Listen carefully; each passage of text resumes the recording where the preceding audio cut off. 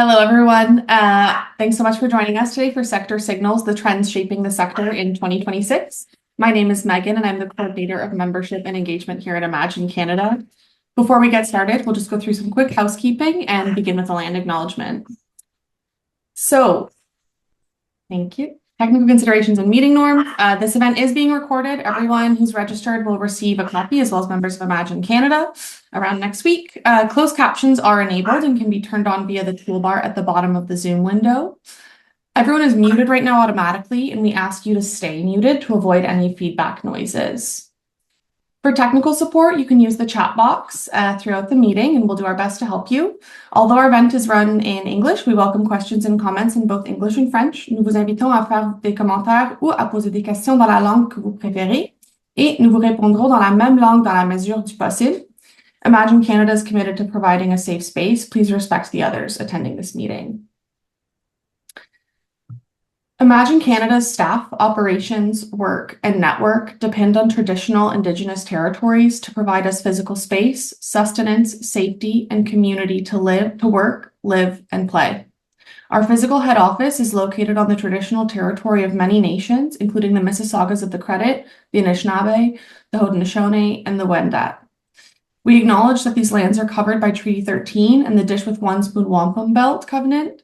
We acknowledge that these lands are still home to many diverse First Nations, Métis, and Inuit people. We acknowledge that our ability to live and work on these lands today is a direct benefit of policies of expulsion and assimilation of Indigenous peoples during the time of settlement and confederation and since. The harms of these policies are many and are still being felt in Indigenous communities today. We express gratitude towards the Indigenous peoples who have and will continue to steward these lands. We commit to amplifying the voices of Indigenous peoples and working against the everyday forces of white supremacy and colonialism present in the nonprofit sector. As we're all joining in remotely, I'd like for us to take a short moment to reflect on the lands on which each of us are situated, the land that each of us is living on, working on, that's allowing us to join in as this virtual community today.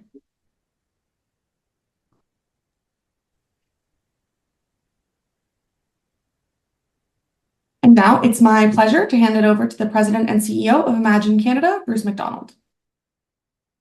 Thanks very much, Megan. Really appreciate you setting things up, and welcome everyone. So delighted you could join us. And we're going to get right into it because our guest is a busy guy. And actually he's going above and beyond the call, joining us today from Panama, where he's attending, I guess what is the Davos of Latin America. So really delighted to welcome Goldy Hyder, the President and CEO of the Business Council of Canada. Goldy, thanks so much for joining us today. Thanks for having me, and thanks for what you do. Our pleasure. Absolutely our pleasure. So we're going to get right into it because I know we've only got a few minutes with you as you head to a luncheon with some country presidents, which is kind of cool. So before we get into some questions about the economy, maybe just take a moment and describe a little bit about the work of the Business Council of Canada and how you've been engaged in some of the recent trade discussions. Well, we're in our 50th anniversary this year. We were founded with the purpose of really just making Canada a place that's competitive, that allows for businesses to grow and its employees to thrive and our partners to thrive and the communities in which we live in to thrive. We have several, about 170 CEOs, probably about 80% or so are Canadian. Others are from different countries that have a strong Canadian presence, multi-sectoral, multinational, and right across the country, as you can imagine. We're really focused right now. You mentioned the trade agreement. I'm sure people are well aware that we're in the review and renewal of the USMCA period, and we just came out of our own strategic retreat a few weeks back in Montreal, and we've set a direction for the organization that continues to be focused on three things. First and foremost, we have to stabilize the relationship with the United States of America. We have to recognize that geography has made us neighbors. The reality of our economic situation is one that has a significant portion of our economy. About 75% of our trade occurs with one country, the United States. Number two on that list is actually China, which is at 3.8%, I believe. So long ways to go. We have to make sure we have that trading agreement because it affects jobs. It affects the jobs of Canadians, it affects the jobs of our workers, the consumers that will be paying more tariffs if we don't have a trade agreement, which is the very thing we're fighting against. And so, got to stabilize that relationship. And that does not mean we cannot have the emotional reaction that we've had. We have lots of good reasons to be upset. Our elbows are up. We're feeling jaded. We're feeling hurt. We're feeling betrayed. We don't want to be talked about the 51st state and all of that other stuff. And by the way, I agree with all of that stuff because I'm a proud Canadian of over 50 years myself. But that emotion cannot get in the way of reason. And especially if we care about affordability, if we care about our kids, if we care about the future, if we care about our own retirements, if we care about our healthcare system, if we care about the philanthropic community and the charitable community that so many of you belong to, you need to have an economic foundation. And that comes from our relationship with the US. And within that bucket, one of the reasons I'm down here is the ongoing emphasis on the need for a strong Western hemisphere. And we're in that hemisphere. And so we should be playing in that hemisphere, opportunity to do that. The Arctic has gathered a lot of attention from the president and others. But the reality is it's important to us because A, it's ours, but B, it's also from a security perspective critical because if things come into your shores or come over on air, missiles and so forth, they're going to be coming over Canada. And so should we be considering membership in something like the Golden Dome? Yes, we should be. Should we be ensuring that we're a military that's interoperable with our American NORAD partners and NATO partners? Yes, that should be an important consideration. So I want to make sure we separate the emotion from just the hard facts and the hard realities. And I think it's really important that 2026 Canadians start that journey to pivot to, okay, now that I got the emotion out of the way, what do I got to do to make sure that we never let this happen to us again, where we're not beholden to a single customer? That brings me to item number 2, which is we have to strengthen Canada. We like to blame the president for a lot of things, but you cannot blame him for interprovincial trade barriers. You cannot blame him that we've not been able to build the infrastructure that enables trade at our ports or our rail. We talk about critical minerals and rare earths like they're readily available in a package in aisle 7 at Loblaws or Safeway or wherever it is you come from in the country, co-op. It's not. They're in the ground, and it takes 20 years to get it out of the ground. So we've got to get out of our own way. We've got to be competitive to attract that capital. And the Prime Minister has set a goal, which is ambitious, $1 trillion of capital into our country within the next 5 years from Canadian companies, but also foreign companies. And then to diversify our exports by 50% away from the United States in the next 10 years. Now, even the Americans have said, look, we wish you well in all of that stuff because a strong Canada is good for America. So they're not saying don't do it, only trade with us. They're saying absolutely go out and trade with others. But what's restricting us is our ability to get the goods to them. We've got a broken immigration system today where we've lost our consensus on immigration. We shrunk last year. These are core fundamental economic issues for which we are responsible. Oh, and wait a minute. On top of all of that, we're going to probably have 1, maybe 2 national unity issues in our country with what's going on in Alberta and Quebec. So lots to do at home for the government, but lots to do for us as Canadians. And then finally, there's this notion of diversification. I like to call it strategic diversification. We cannot be everywhere. We have to be deliberate and intentional about where we go. I'm here exploring Latin America as a possibility. It's interesting. These 8 heads of state that are here, all democracies, all trying to grow their economies, grow their middle class. A lot of complementary things here. Energy, our artificial intelligence, the infrastructure. I had dinner last night with the CEO of the Panama Canal. The things that go through here that Canada can be involved in. They're going to build an LPG pipeline here along the canal. Canada and Canadian companies can be there. So we can invest and we can help this part of the world grow as well. So lots on the go, but really those 3 things: stabilize your relationship with America, strengthen Canada, and strategically diversify. Wow. So not much happening right now at all. No, it's been quiet for me right after COVID, as you can tell. It's been a really easy run. We're going to maybe just focus on the U.S. here for a second, and you've touched on a few things, and with over 85% of goods and services still covered by CUSMA, obviously that negotiation that is coming up for the federal government is critical to our economy.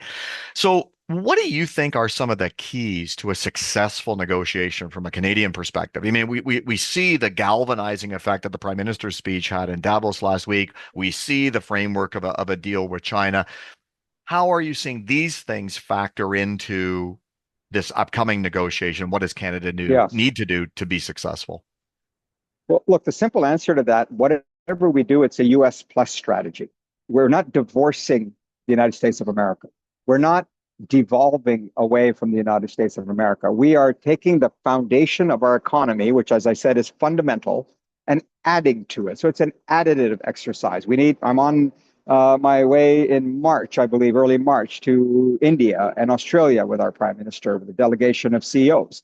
So we continue to look for other markets. And by the way, there are many Canadian companies that I represent that have been abroad around the world before even Canada was founded. You take a look at Manulife; they were way out there. I think in 1866 or something like that. So Canadian services companies have done really, really well, and they've been out there. But it's our resources companies and our even our technological companies and others that I think that have opportunities. So it's a US plus strategy. What do we want out of this? Is recognize, first of all, this is an agreement that was just formed like 5 years ago.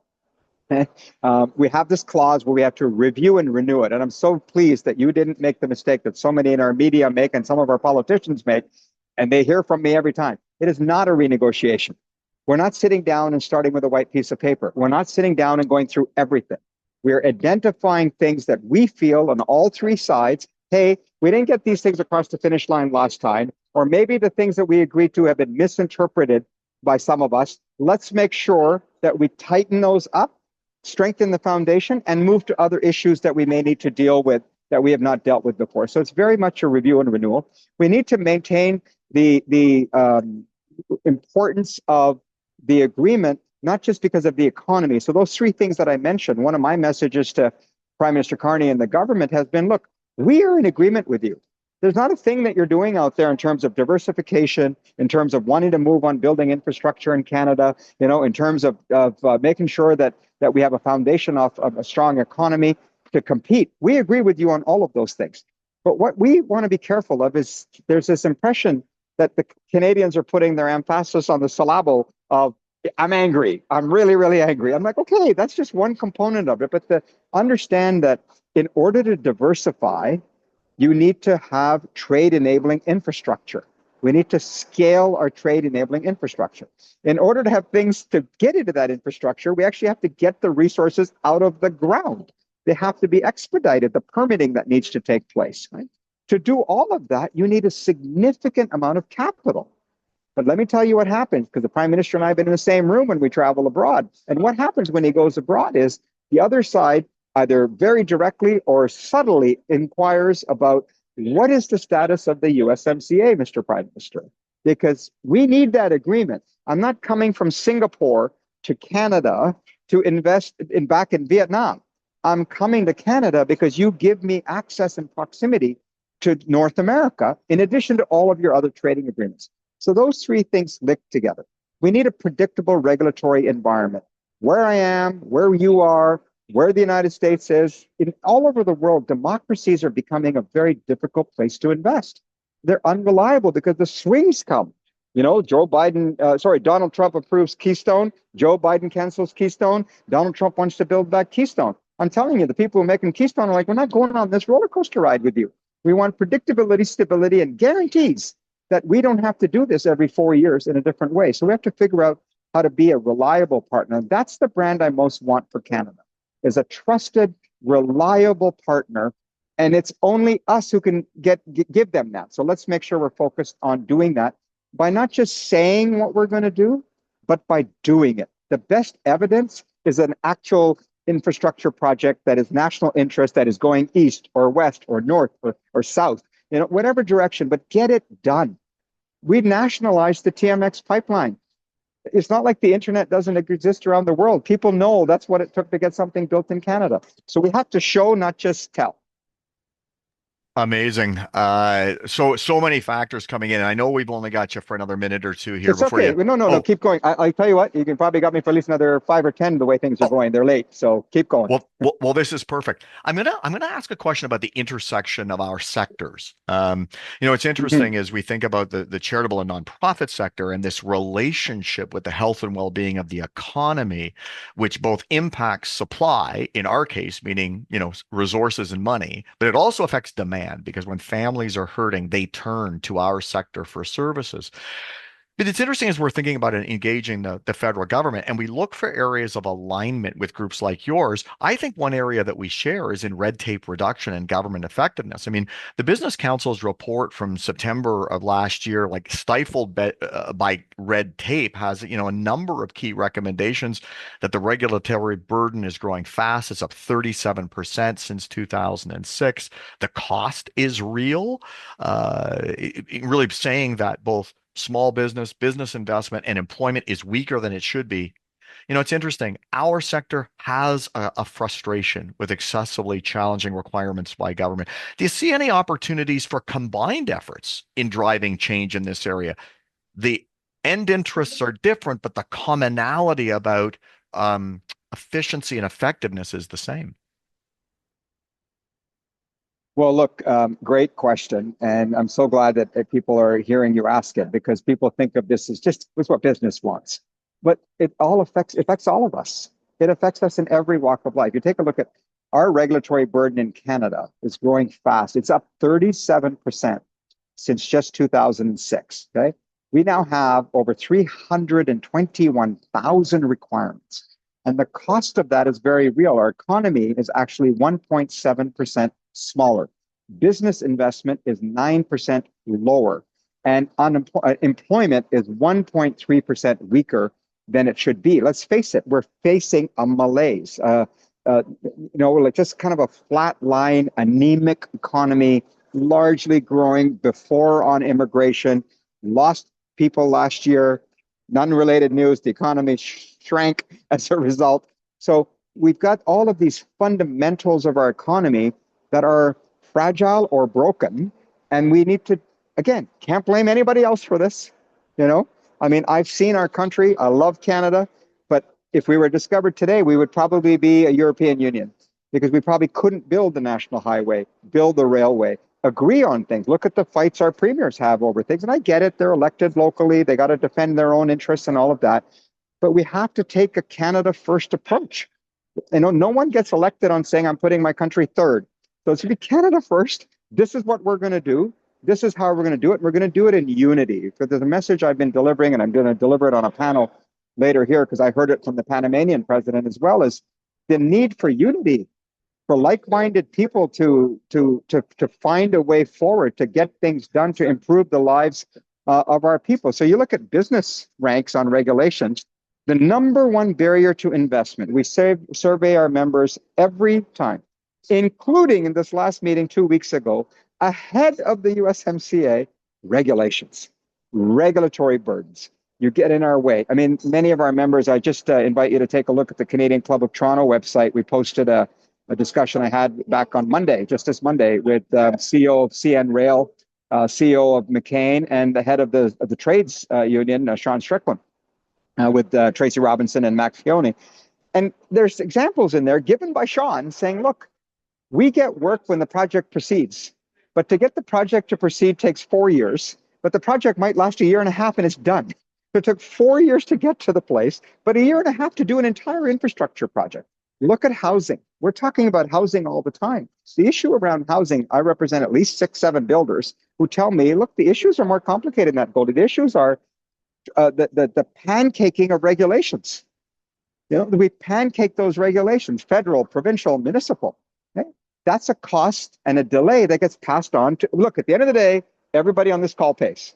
There's only one taxpayer. We're the municipal taxpayer, we're the provincial taxpayer, and we're the federal taxpayer. That's who pays. So we have to defend the interest of saying, I don't want you to compromise safety. I don't want you to compromise the importance of labor laws. And I get all of that. We agree with that. But it's the pancaking of it, the duplication of it, that's causing us the problems. Housing, again, land. We pay for the land multiple times. That land cost is passed off to the customer, who's going to pay property taxes for being on that land for the rest of the time that they live on that land. Why are we doing that? So we have to make sure that we look at our industries. You look at, our labor mobility, the interprovincial trade barriers is right up there as one of the own goals Canadians put in their own net at every opportunity that allow for it. In the pandemic, we would not allow a nurse to go from Quebec into Ottawa. Okay, if Canadians were at risk, we said, "Oh no, but we don't know about the Quebec standards." But meanwhile, if you went to Quebec and fell down, that same nurse would see you. Apparently, she's good enough to see you if you fall in Quebec, but she couldn't see you on this. That's absurd, and it's time for those things to come down. There's a lot of rhetoric about it, but I'll tell you, we have to keep the pressure up because every premier is going back to their corner and saying, "Yeah, but my finance department says I'll lose liquor revenue. We're not sure about the first aid kit laws in Nova Scotia. They may be different than they are in Manitoba. So, I want to stop that truck at every border and have a look at it." Like, really? How can you say we're a country if you behave that way? In Europe, 27 countries, you can use your passport on your phone to get around. We've got to smarten up in that way. And it has a trickle down effect because all of that is costs that could have been allocated to CSR, to ESG, to sustainability, to skills development, to community support, to philanthropy. I'm paying the government. Well, and it's so interesting because even some of the examples that you cited around healthcare, around housing, these are all industries in which the nonprofit sector is a critical player. We're the delivery agents and units of these. And so I think there's an opportunity here for us to have kind of a common message to government to say that if we want to ensure that affordable low-income housing is being built in addition to other forms of housing, we can get together on reducing red tape and in increasing government effectiveness. If we know that there's shortages of skilled folks in different parts of the country that affect the services Absolutely. being delivered, we can get together on this. So, Goldie, one last question, then we'll let you go. You're obviously talking with business leaders all the time. There's a gathering. There was over 650 people registered for this session today. So if you have a message to leaders, whether they're business leaders or leaders of charities and nonprofits about the coming months, what's that message that you're delivering to folks? Unite in purpose. Look, we are the greatest country in the world. We've been blessed like no other country in the world, but it's created a sense of comfort and complacency. And I'll say this, and thank you, Donald Trump, for waking us up, for uniting us, East and West, French and English, urban and rural, and maybe even Habs and Leafs fans or Oilers and Flames fans. I don't know if we can go that far. Well, let's not get crazy now. I know. I'm sorry. I apologize for that. I stepped over bounds. But I really think that Canadians are a smart group of people. I think we have a collective wisdom that should not be underestimated. I think we need to lean in and tell our politicians what we want from them. But I'm also going to say to Canadians, we have to look at ourselves and say, is my emotion getting in the way of the facts and the reasons that we are where we are and the things I want to see done? One of the things that I think Canadians want to say is, I never want to be beholden to a single customer like this ever again. And I often say, a kid with a lemonade stand at the age of 7 figures out one customer is not good for business. We just figured that out now, apparently. And we need to, as a country, create the framing and the political will to act. I think Canadians are gone further ahead of our politicians. Our politicians are still caught in the federation that was. And I think Canadians are saying, get on with it, get going, get on with it. All I'm saying to Canadians is realize that it cannot be done in some fantasy land of where we're divorcing the United States of America because we're a little upset. Show your protests however you like.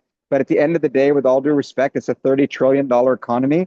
And there's not a country in the world that wouldn't want to come and take Canada's place. So we have it. Let's use it smartly. Let's lean in and take us to a place where we've not been, but we can get to. And let's do it together. Goldie, thanks so much. We know how busy you are taking time from a trip in Panama to join us today. So really appreciate it. Good luck with the rest of the conversations and your lunch with a couple of country presidents. Well, thank you for allowing me to be a part of it. And as I said, thank you all for what you do. I appreciate it. All the best. Bye for now. So thanks to Goldy, who is traveling the country and the world, really talking about issues related to our sector, the business community, Canada, and what's happening. So picking up on that, we're going to just divert a little bit. And, I'm hoping that sort of discussion, some of those questions opened up some thoughts for yourself, and you can feel free to add into the chat and the comments. It's been great to see where people are coming from. We're going to segue into, though, just some data And some of the things that Imagine's paying attention to as we're heading into, the next part of 2026. It's hard to believe it's almost February already. But before I just also want to acknowledge and thank RBC, who's our national convening partner for this session, for a recent session on sort of some sector foresights and signals. And we'll be continuing to help us convene and bring folks from charities and nonprofits from coast to coast to coast together at different times throughout the year to be able to ensure that we're really taking the pulse of the sector and understanding what issues organizations are facing. So with that, talk about a few headwinds, and I'm going to not spend as much time on this part because we had a chance to hear from Goldy, but just a little bit of data to reinforce the impact of some of the things that he was saying. And obviously, we've got this sense of this uneven economy, and Goldy reinforced the notion about how important the U.S. connection is, albeit while we do diversify and broaden. But the fact that we've still got so much of our economy protected by CUSMA, but at the same time, we've witnessed in the last year certain industries that were targeted by the U.S. administration, auto sector, aluminum, iron, and steel, et cetera. So it's created this fragmented economy where a subset of factors has created a trade shock, while many other parts continue to enter the U.S. Duty-free. And so some data from RBC Economics that came out late last year, but really looked at the collection of U.S. tariffs through 3/4 of the year. And so kind of picked the top three in terms of the percentage of U.S. duties. And the top one was auto manufacturing. And you can see what the impact has been. Canadian value-added motor vehicles and product production is down 3%. But it did have a little bit of uptick in September. So it'll be curious to see what the last part of the year data said. Trends in auto manufacturing employment mirror the 3% production decline. And I thought this last note was interesting. Over the first half of this year, meaning 2025, U.S. automakers reported profit losses for the first time in 3 years. And so it'll be interesting as the negotiations and the conversations take place around CUSMA, where we see pressure coming from inside the U.S. The next industry around collection of U.S. duties at 23% was aluminum and articles. And so the output here in Canada edged down by about 2%. Downstream, aluminum manufacturing fell 14% in the same period. But interestingly enough, jobs in aluminum manufacturing improved by about 5% year over year from 2024. And the final area, so these three actually represent 73% of U.S. duties, was iron, steel, and articles that are used with them. So iron concentrate mining was down 3%. Production in iron and steel mills was down by 5%. I come from Hamilton. It is a question about the steel industry in the city. Jobs contracted by about 1%. But again, interesting. Corporate profits for U.S. fabricated metal manufacturers fell 30% between Q4 2024 and Q2 2025. So again, looking to see how these conversations take place. But of course, not all tariffs relate to the United States. And we've certainly seen that with our Prime Minister's visit to China. And for many Westerners in particular, canola farmers have been hit hard. 84% tariffs, but now hopefully seeing dropping to 15%. They were valued in 2024 at about $5 billion in terms of canola and canola products exported to China. But in 2025, because of those tariffs, it was expected to plummet to less than half that amount. So yes, we do have this huge relationship with the United States, but it's also interesting to see the government's intention and interest in opening up markets. For our sector, as I mentioned earlier in the conversation with Goldy, there's this demand and supply challenge. It's interesting to see how Colliers came out with some thinking around at the end of the year about kind of a business outlook, and this comes from some work at the Bank of Canada, who was thinking the back half of 2025 was better in many ways, but maybe doesn't feel that way. But the dollar's been stable. Unemployment's trended down, and because of this muted impact of tariffs, because of the percentage of goods and services covered by CUSMA, has erased fear. So there was, some feeling of optimism coming into the beginning of 2026. So maybe stronger investment in new hiring. But even since this came out, so much has changed with the announcement of the conversations with China and the U.S. reaction to that, and how that might tamper or impact the Kuzma negotiations or conversations. But it's interesting how, as we think about some of these things, it's really important to pay attention to some of the details here. And this chart, again, coming from RBC Economics, the lowest line on there, the bottom line, really is about the inflation rate for all items. The next line is around hourly wages, and then the top two lines about groceries and home rent. And what this really means is that since January of 2020, prices measured by the Consumer Price Index have risen about 20%, below the wage increases of 25%. So one would say, well, that's good. However, prices for essentials, including food and housing, have grown much faster at about 30%. So for low-income Canadians, many of whom come to our sector for services, who spend more of their income on food and rent, this type of inflation hurts more. So this drives these kinds of demand issues because there's structural affordability challenges. They remain at the forefront. In particular, how persistently elevated housing prices and weaker job markets prospects for some groups, including those more affected by emerging technology, will hurt. And so again, these are often the families who will turn to services in the charitable and nonprofit sector. So while the overall, kind of the macro story is it's a good news story because wages are performing better than inflation in many of those core costs, it's not the same. And this fragmented approach that was mentioned earlier, really about there's some regional play in here.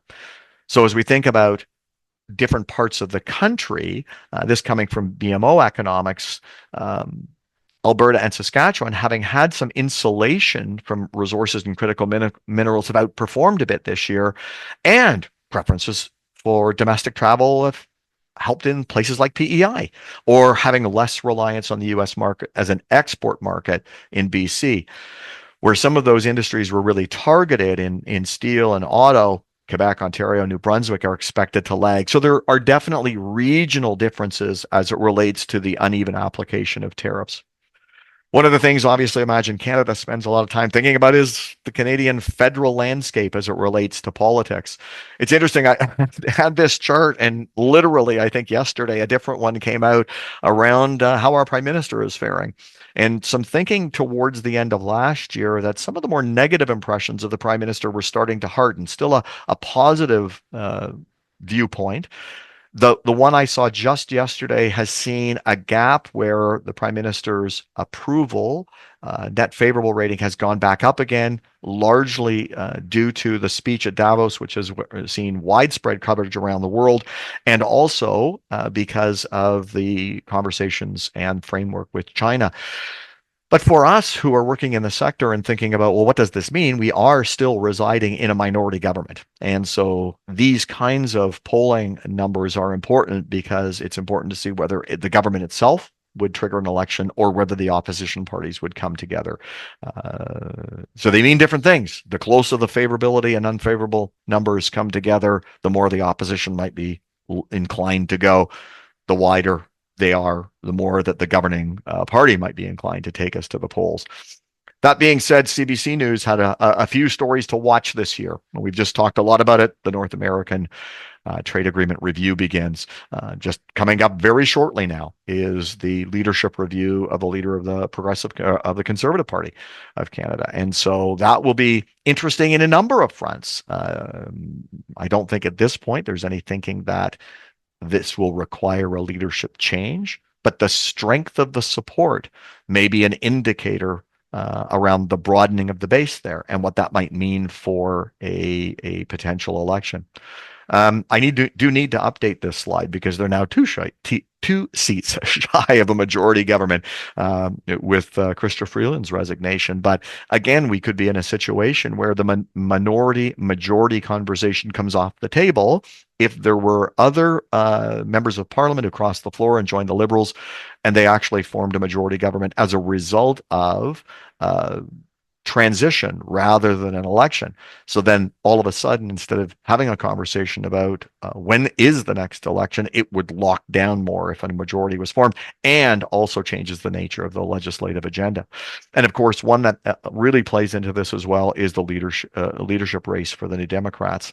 I don't think there's anybody who's thinking that the NDP will be part of bringing down the government. Well, they don't have a leader, and also giving the leader some time to rebuild the financial resources of the organization to go into an election. So we may see more NDP members abstaining from votes rather than creating votes of confidence in the House of Commons that could potentially bring the government down. So lots of things happening, including border legislation, which has been one that the opposition parties have shown a lot of agreement on, which then, of course, could be a sign of potentially bringing down the government. For us, working to advance sector priorities in not just Imagine Canada, but other organizations is, a very big part of what we do, and really trying to ensure that this sector is seen and positioned within a Build Canada Strong mindset of the federal government. And from the Prime Minister's speech at Davos, there was this quote that a country that cannot feed itself, fuel itself, or defend itself has few options. When the rules no longer protect you, you must protect yourself. This could be repurposed in the nonprofit context to something like a sector that cannot sustain itself, strengthen itself, or safeguard itself has few options. When the system that has supported social good no longer works, the sector must adapt and protect itself. Now, I was really struck just personally in reading the text of the speech about the idea of being a middle power. And to a certain degree, I often feel that our sector is a middle power. And so many of the trade conversations are taking place with the CEOs of the largest corporations in Canada. So how do we as a sector work differently to bring our strength together, seeking other allies to be able to ensure that the voices reflected in our sector are actually heard? I think that middle power analogy is quite powerful for us. And Goldy did talk a bit about immigration, and I think this is one that we've heard from our own sector is really important. So for years, the Canadian market was buoyed by unprecedented population growth, and we've seen and heard about changes to immigration levels, and really these changes to student visa and temporary residence are taking place, and it's going to have an impact on population growth. As growth dropped to almost zero in a year. And kind of where does it sort of net out? Well, there's different ways and different projections, but the thinking seems to be is that zero population growth isn't likely long term, but it might settle back into pre-pandemic norm of about 1% a year. And Oxford Economics has a bit of a chart projecting for Canada ahead for the next couple of years, which you can see actually has a zero, like a negative population growth in through the end of 2027, but then going back up again in 2028. We've heard from organizations in different parts of the country how critical it is that there are people there to do the jobs both in our sector and the private sector. And so as we think about an aging and retiring workforce, where are we getting the workers of tomorrow, and how are they contributing to communities, both as employed individuals and as volunteers and potentially donors to support community groups here in the sector? Sort of the last headwind area is this idea of the retreat into insularity. And about a week and a half ago, the 2026 Edelman Trust Barometer came out. And it's been interesting over the last few years. They've taken kind of a different sort of focus area or topic, really all stemming from the external factors that are impacting our lives, everything from economic displacement, cost of living, discrimination, geopolitical tensions, etc. A few years ago, they focused their inquiry on polarization, this belief that our country is divided and those divisions are entrenched.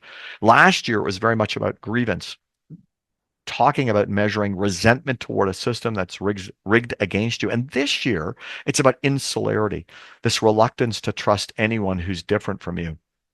Personally, I found this really interesting because I think that a lot of the work that our sector does is about inviting people to think differently. So whether it is behaviors that affect the environment and wanting to change those, whether it's about behaviors to affect individual and personal health or collective community health, these are invitations to people to act differently. What happens, though, in a society where trust is fragmenting. And so there's a lot in this. I've just pulled a few things out which I thought were really interesting. And one of the other statements is that often you see in the Edelman Trust Barometer, Canada's somewhere always in the middle. But it's not quite the case this year. It's some different points on the continuum. So this question around, I get information from sources with a different political leaning than mine at least weekly. The global average is 39%. You can see the top three. What was interesting for me is Canada's now in the bottom three. 28% of individuals get information from sources with a different political leaning than their own at least weekly, and that's down 10 points in this country. I also found it fascinating when I looked at those top three because my initial inclination was, well, that was a surprise. But it didn't say news media. It said sources. And so that could be people. That could be people they trust. It's different areas. But in Canada, we're now in the bottom three and down 10 points from previous measurement.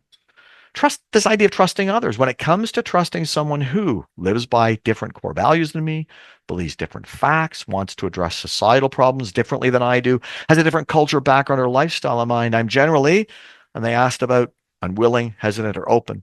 Essentially, what they heard was, I'm hesitant or unwilling to trust someone who is different from me, and that was 70% of the people. Wow, that's challenging for an industry where inviting people to think and act differently is part of our core offering. And even they talked about the fact that it could stall economic growth, this idea of workplace conflict. I'd rather switch departments than report to a manager with different values than me. 42%. Or this idea of loss of productivity. If my project team leader had a different political belief than me, I would put less effort into helping them succeed. Over a third said that. And this one was, for me, was less surprising in a way. I'd support reducing the number of foreign companies operating in my country, even if it meant higher prices at 34%. I think there's some nuance in that one to dig into. Certainly, a rise of national sentiment wouldn't be a surprise, but I wonder if those who can afford to pay the higher prices actually answered those questions. And then they dug in a little bit into what are those contributions that different parts of the economy or society could make to easing tension or brokering trust. For non-governmental organizations, or really our sector, the top things were around translating between groups. 79% of people said that helping distrusting groups understand each other would be a key function. Or 77% saying establish local community mediation programs. I was also intrigued, and I think often we get overlooked as a size of an employer, as the business one, showcase best practices for trust brokering. Both had, sort of partnership and employee overtones. Bring employees into the workplace to interact with people who are different from them at 74%, or partner with unexpected organizations to initiate cross-cultural or cross-political conversations. I mean, so many of the organizations who are supporting democracy in this country and creating safe spaces for different political conversations, or the fact that so much of our sector works and is led by folks from different cultures, we can be natural partners with the business community in doing that work. So I think the key takeaway, and again, the Prime Minister, this is sort of a bit of a landmark speech if we think about it, this idea that we're in the midst of a rupture and not a transition, that hoping that things will go back. And if we even look at giving data and the fact that so much concentration, less than 10% of donors, individual donors, gives over 70% of the dollars, and of the $12 billion given by individual Canadians in our most recent data, well over half came from people over the age of 60, and half of that came from people over the age of 70. This is a fundamental change. We're not going backward on age, so it is more like a rupture. And so I think it's incumbent upon us as sector leaders to be inviting boards and senior staff to have conversations about what does the future for our services look like in a world that functions very differently than what we've been used to in the past. The good news, however, is that there are glimmers all over the place about signs of optimism, innovative practices, and this idea of kind of cutting through the gloom, because it can be a bit grim when you look at all the data. One of the areas that I actually see an opportunity for our sector is what I sort of said here is the return to office battle. And this comes some interesting thinking out of the National Post just at the end of the year. As we think about trying to attract the best and brightest into our sector, this may be a point of differentiation now with the private sector, as we see both government and mainstream industry wanting employees back 5 days a week. We also know that there's many people who believe that the hybrid option is good for both them and their families and the companies or organizations that they work with. I thought this was a really interesting framing. Across Canada, companies pushing sudden return to office mandates are colliding with employees who now view remote work as a contractual right. And this article was written through a legal lens. Remote work is not dying. It's maturing into one of the most consequential employment law fronts of this decade. And as we think about, again, opportunity for our sector, we can be leaders. If we're not offering stock options and company cars and bonuses, we can be leaders in, where possible, because it doesn't work for every organization, to create options and opportunities for flexibility so that we can compete for talent and then retain that talent in the sector.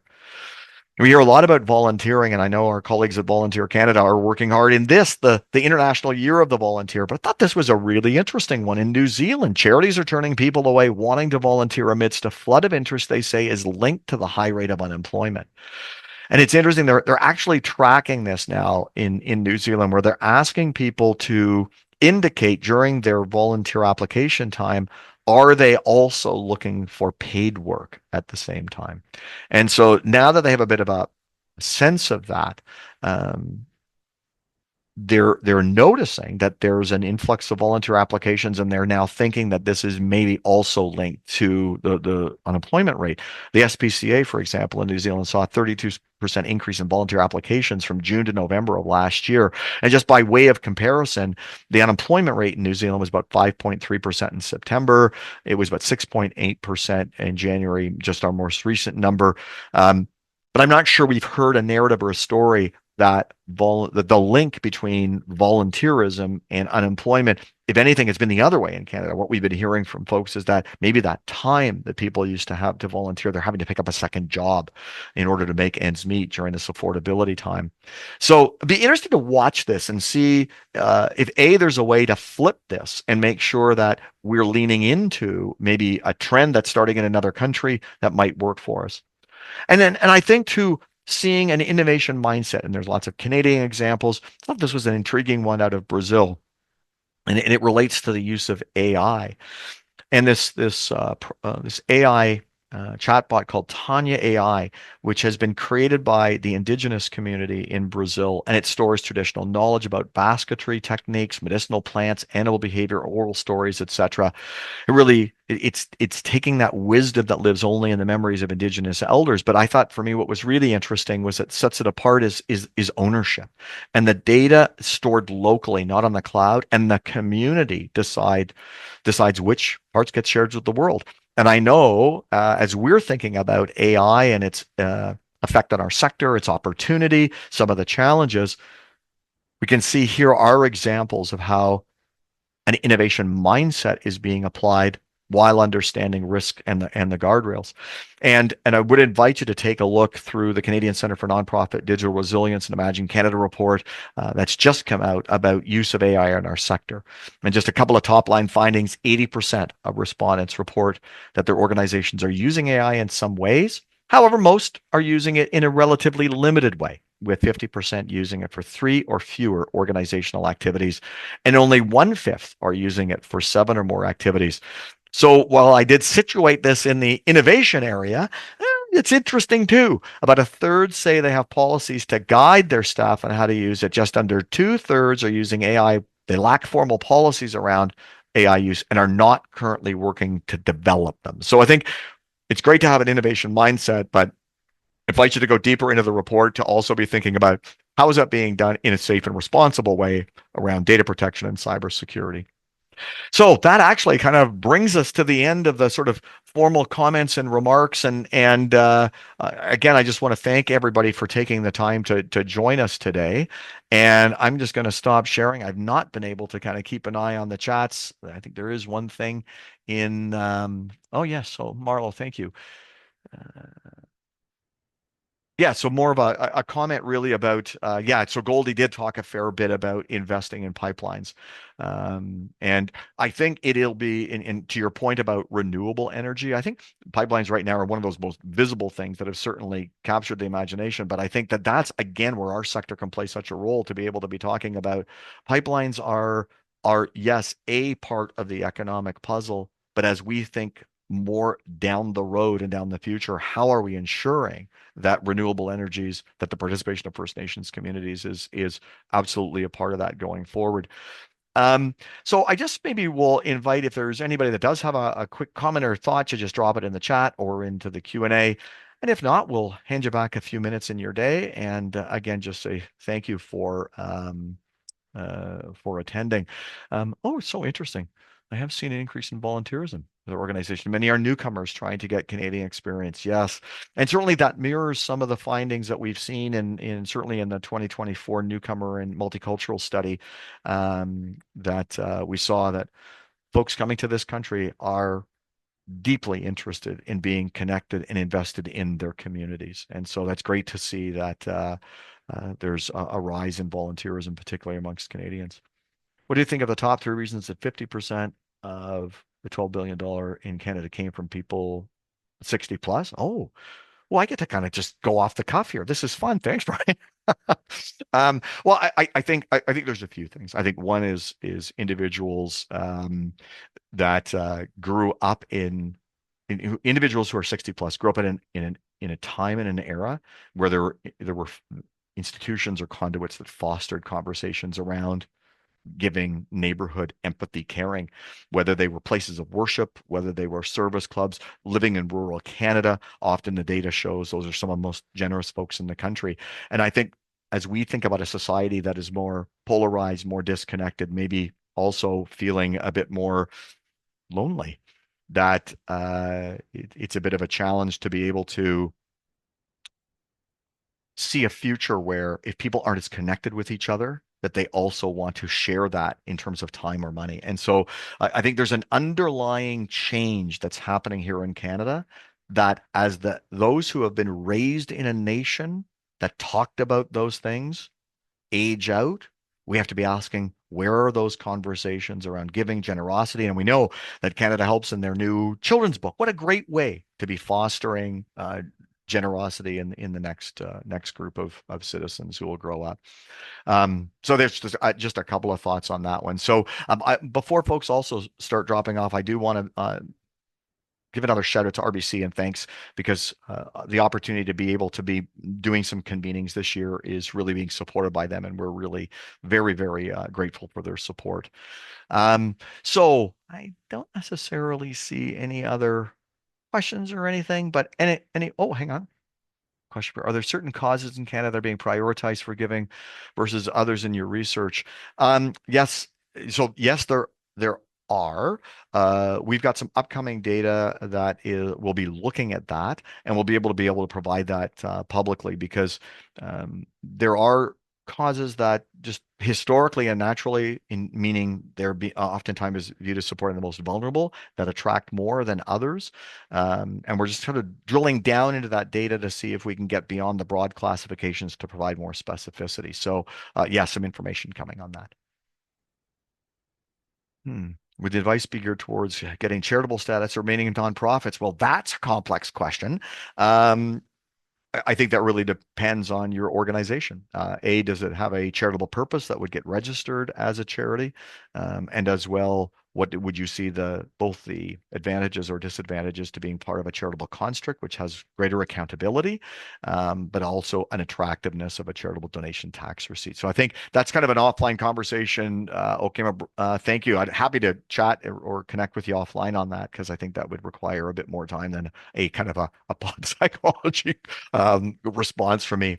So as well, also thanks to all of you who attended, to our Imagine Canada members. We will be sending out a survey just to get some feedback on this session, as we hope to be able to provide some additional ones of these going forward throughout the year. Really, again, a final thank you, and wish you all, I should say, a great day. And wherever you are in Canada, keep the shovel handy and stay warm. Bye for now.